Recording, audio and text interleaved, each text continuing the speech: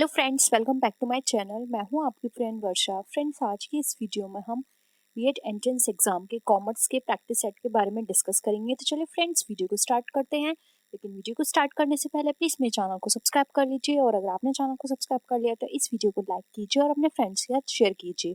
चलिए फ्रेंड्स, आज की इस वीडियो को स्टार्ट करते हैं। Is related to friends, HRD का मतलब है ह्यूमन रिसोर्स डेवलपमेंट। ये किससे रिलेटेड है? वर्क इंप्रूवमेंट से, एरर से, प्रॉफिट से या प्राइसिंग से? तो फ्रेंड्स, का जो राइट आंसर है वो है option A, HRD work improvement से रिलेटेड है, क्योंकि इसके अंदर ह्यूमन रिसोर्स डेवलपमेंट का काम होता है कि जो भी ह्यूमन रिसोर्स लगे हुए हैं यानी कि एम्प्लॉयज, उनके काम को इम्प्रूवमेंट करना, जो भी उनको ड्यूटी असाइन की गई है उनको इम्प्रूव करना, ट्रेनिंग प्रोवाइड करना, और किसी भी तरह से अगर किसी कोर्स की जरूरत है तो वो कोर्स करवाना, ये सारी चीजें इसमें इंक्लूड की जाती हैं। नेक्स्ट है, in a 360 degree of appraisal of the employee his performance is rated by. Friends, आपने बहुत सारे सिस्टम पढ़े होंगे अप्रेजल के, तो 360 उसमें से ही एक मेथड है। उसके अंदर परफॉर्मेंस को कैसे रेटेड किया जाता है, किसकी परफॉर्मेंस को रेट किया जाता है? सुपीरियर की, सुपीरियर सबॉर्डिनेट की, सुपीरियर एंड पीयर्स की, या फिर सुपीरियर पीयर्स एंड सबॉर्डिनेट्स की? तो फ्रेंड्स, का जो राइट आंसर है वो है option D, superiors, peers and subordinates. Next question है, in a wage system where employee is paid a fixed amount irrespective of output is called. यानी कि फ्रेंड्स, ऐसा कौन सा वेज सिस्टम है जहां पे एम्प्लॉय को एक फिक्स्ड अमाउंट पे किया जाता है इररेस्पेक्टिव ऑफ आउटपुट? तो ऑप्शन है हमारे right, time rate system, piece rate system, time cum bonus system, या फिर piece cum bonus rate system. तो बताइए फ्रेंड्स, क्या होगा इसका राइट आंसर? इसका राइट आंसर है वन, जो कि है टाइम रेट सिस्टम। फ्रेंड्स, इसके अंदर एक फिक्स अमाउंट दिया जाता है टाइम के अंदर। इसमें आउटपुट से कोई मतलब नहीं होता कि वो कितना आउटपुट प्रोड्यूस कर रहे हैं। नेक्स्ट है, in a wage system where employee is paid according to output is called. यानी कि ऐसा कौन सा सिस्टम है जिसके अकॉर्डिंग एम्प्लॉय को आउटपुट के अकॉर्डिंग पे किया जाता है? Time rate system, piece rate system, time cum bonus system, या फिर पीस कम बोनस सिस्टम? तो फ्रेंड्स, का राइट आंसर है बी, जो कि है piece rate system. Next question है, in which of the batch payment system an employee will be least interested in enhancing output. यानी कि ऐसा कौन सा बेस सिस्टम है जिसके अंदर एम्प्लॉय लीस्ट इंटरेस्ट होता है आउटपुट को ज्यादा प्रोड्यूस करने में या फिर उसको एनहेंस करने में? ऑप्शंस हैं time rate system, B piece rate system, C bonus payment system, या फिर D time cum piece rate system?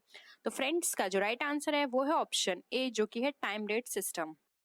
Next question है, which is or are type of test. यानी कौन से इसमें टाइप ऑफ टेस्ट है? Interest test, aptitude test, personality test, या फिर ऑल ऑफ दीज? तो फ्रेंड्स, राइट आंसर है इसका D, all of these. Interest test, aptitude test and personality test, ये सभी टाइप्स ऑफ टेस्ट में आते हैं। नेक्स्ट क्वेश्चन है, रोवन प्लान इज अ। तो रोवन प्लान किस तरह का प्लान है?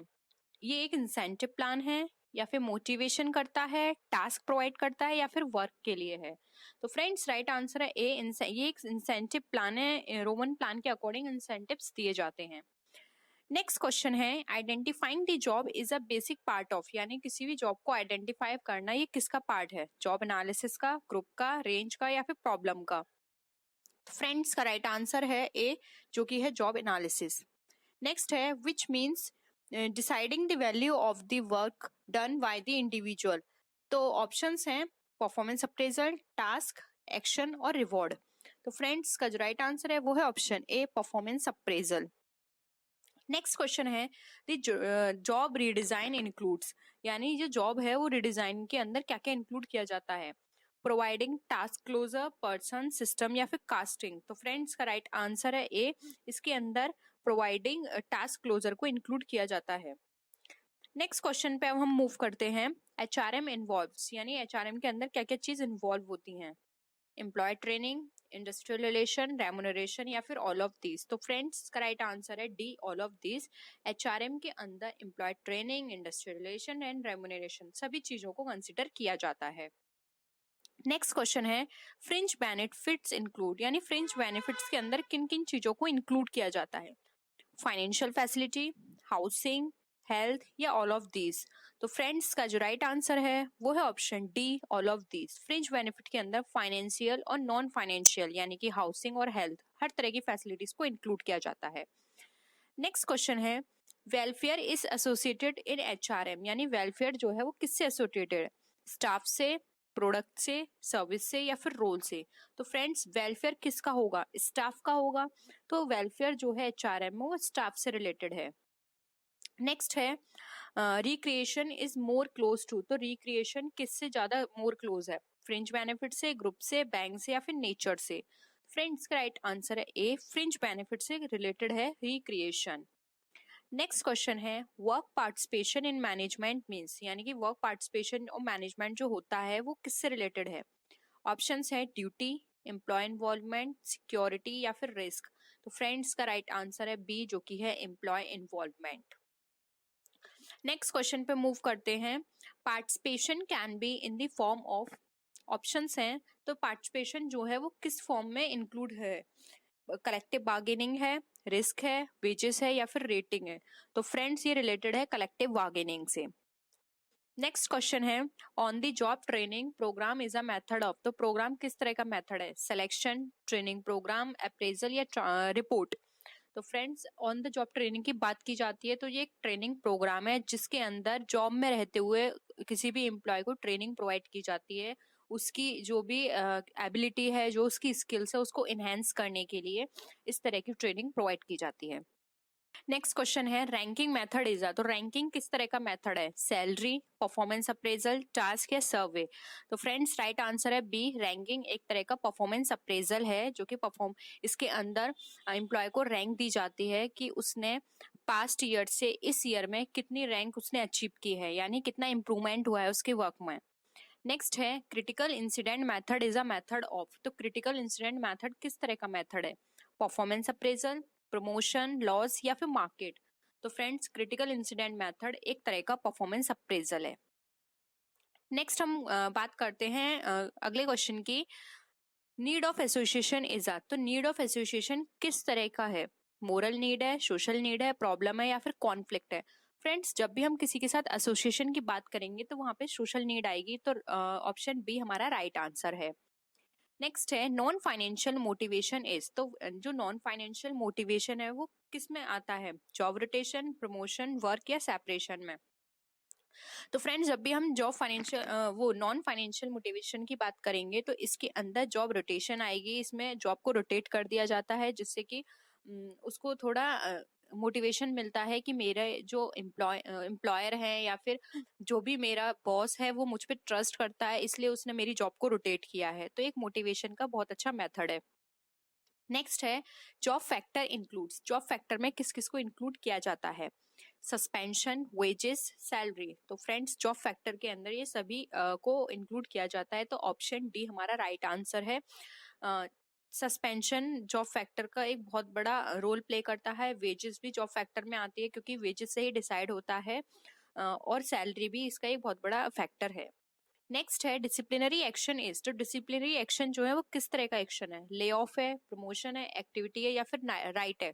तो फ्रेंड्स राइट आंसर है इसका ए, ये एक तरह का ले ऑफ है। नेक्स्ट है, method of merit rating is, तो मेरिट रेटिंग जो है वो किस तरह का मेथड है? पॉइंट मेथड है, रैंकिंग प्रोसीजर है, ग्रेडिंग मेथड है या फिर ऑल ऑफ दीज? फ्रेंड्स का जो राइट आंसर है मेरिट रेटिंग हमारा जो है वो ऑल ऑफ दीज है, इसको हम पॉइंट मेथड, रैंकिंग प्रोसीजर और ग्रेडिंग मेथड ये सभी तरह से यूज किया जाता है। आज की इस वीडियो का लास्ट क्वेश्चन है, under this approach every employee of an organisation is considered as a human resource?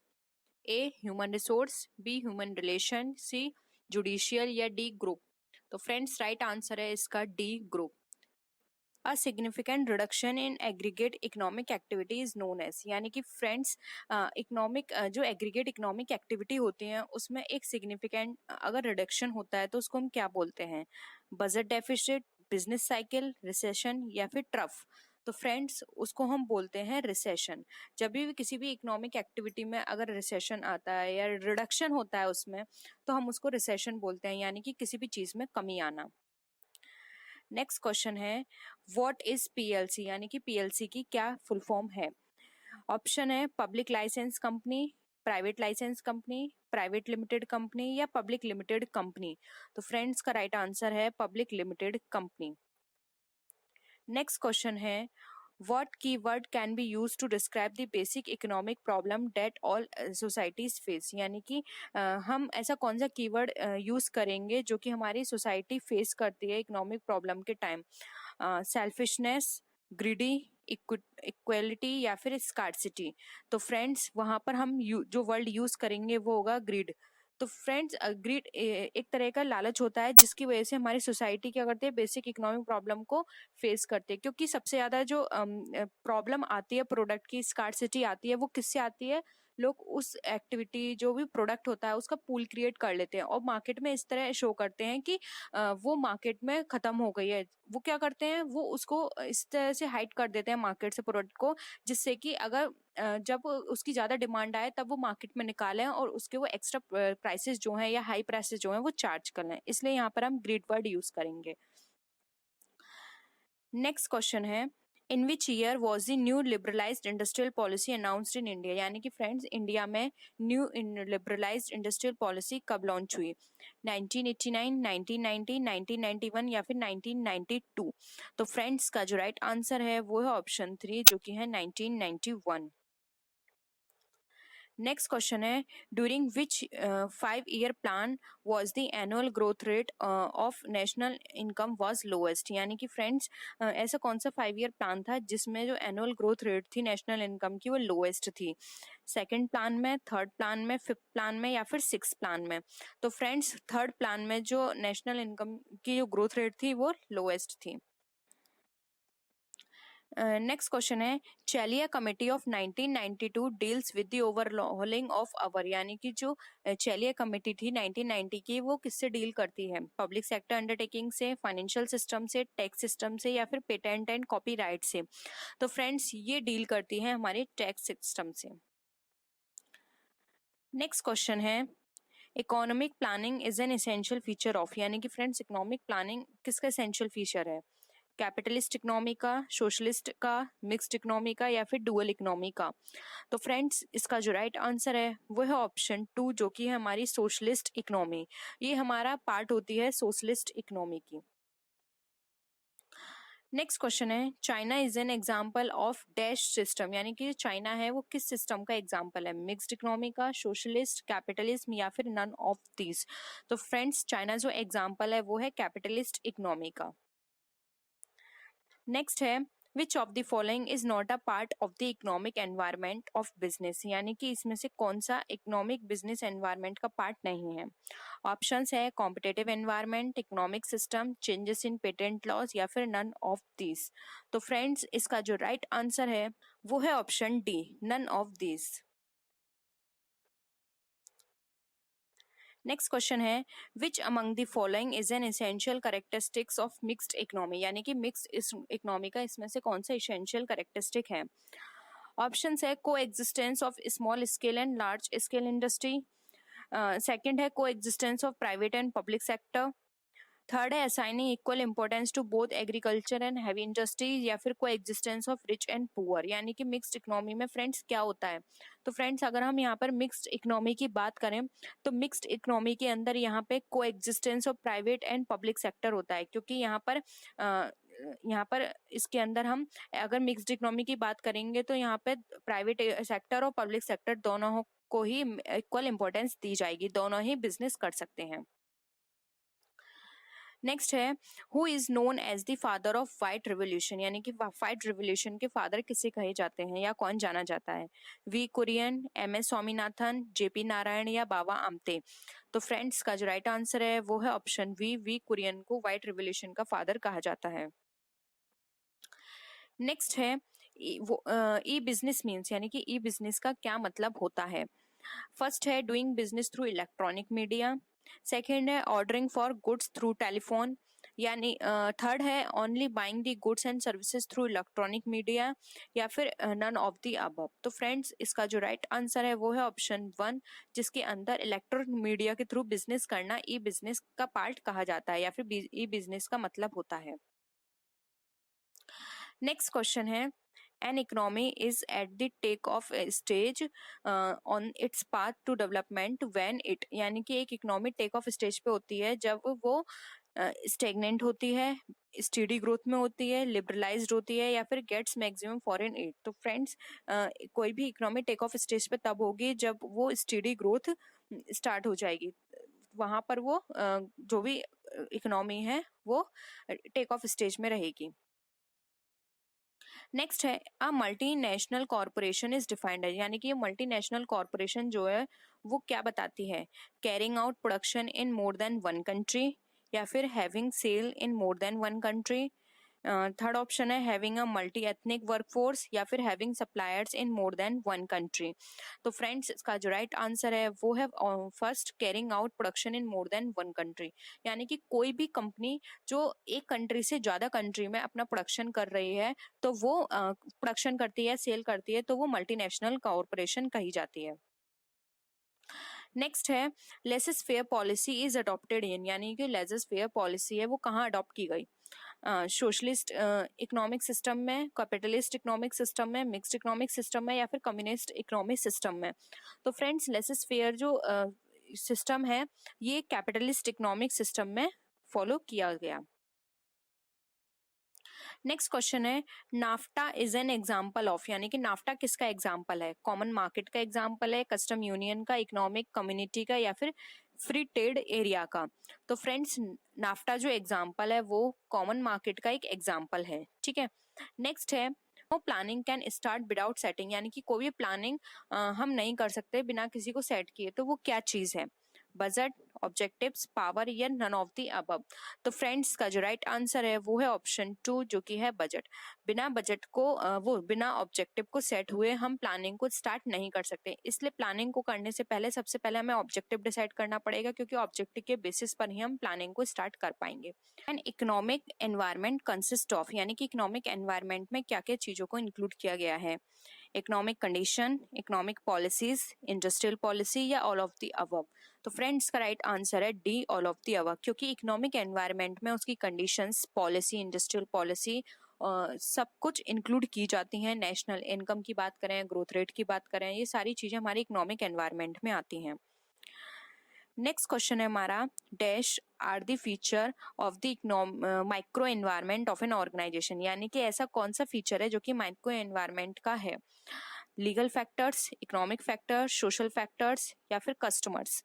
तो फ्रेंड्स का जो राइट आंसर है वो है ऑप्शन डी, कस्टमर, क्योंकि फ्रेंड्स माइक्रो एनवायरनमेंट जो होता है ये हमारा जो क्या होता है इंडिविजुअल लेवल पे, इसलिए फ्रेंड्स यहाँ पे अगर हम लीगल फैक्टर, इकोनॉमिक फैक्टर और सोशल फैक्टर की बात करेंगे तो ये इंडिविजुअल लेवल पर ना होकर ये ग्लोबल लेवल पर है, तो यहाँ पे इसका राइट आंसर डी सही है। नेक्स्ट है characteristics such as age, income और जेंडर आर एग्जाम्पल ऑफ, यानी कि फ्रेंड्स एज, इनकम और जेंडर किसकी करेक्टरिस्टिक्स हो सकती हैं, हाउस होल्ड पैटर्न की, डेमोग्राफिक की, इनकम डिस्ट्रीब्यूशन की, या फिर सोशल कल्चर एनवायरनमेंट की। तो बहुत ही सिंपल आंसर है फ्रेंड्स, ये है हमारे डेमोग्राफिक का एग्जाम्पल्स।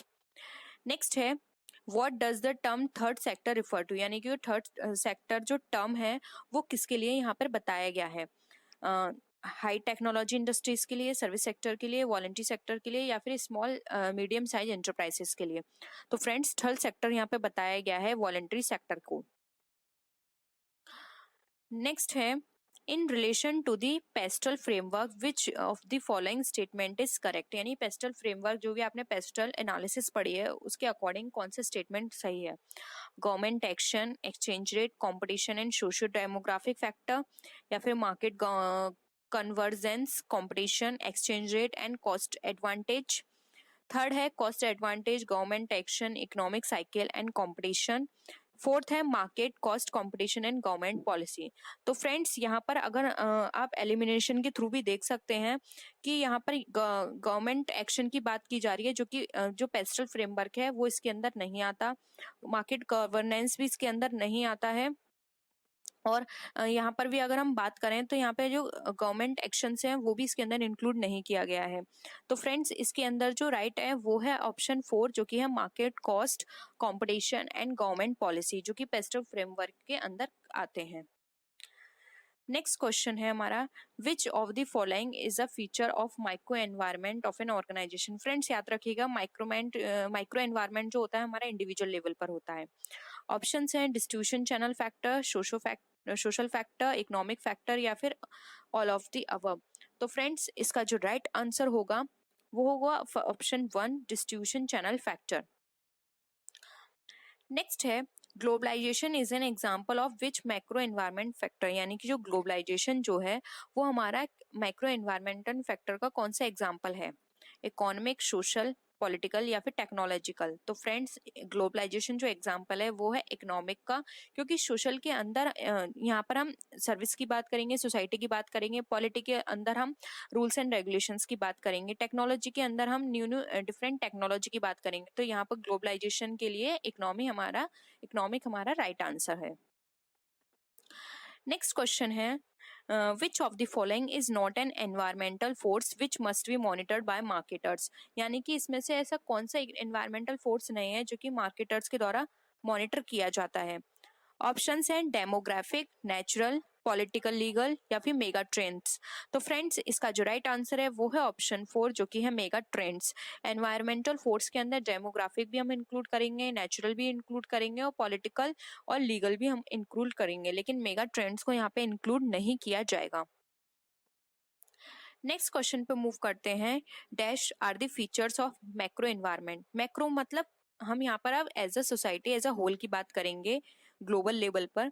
तो ऑप्शंस हैं इंटरमीडिएटरीज, कस्टमर्स, कॉम्पिटिटर्स या फिर लीगल फ्रेमवर्क। तो फ्रेंड्स का जो राइट आंसर होगा यहाँ पर वो होगा हमारा 4 जो कि है लीगल फ्रेमवर्क, क्योंकि ये सारे ही हमारे माइक्रो एनवायरनमेंट के एस्पेक्ट हैं।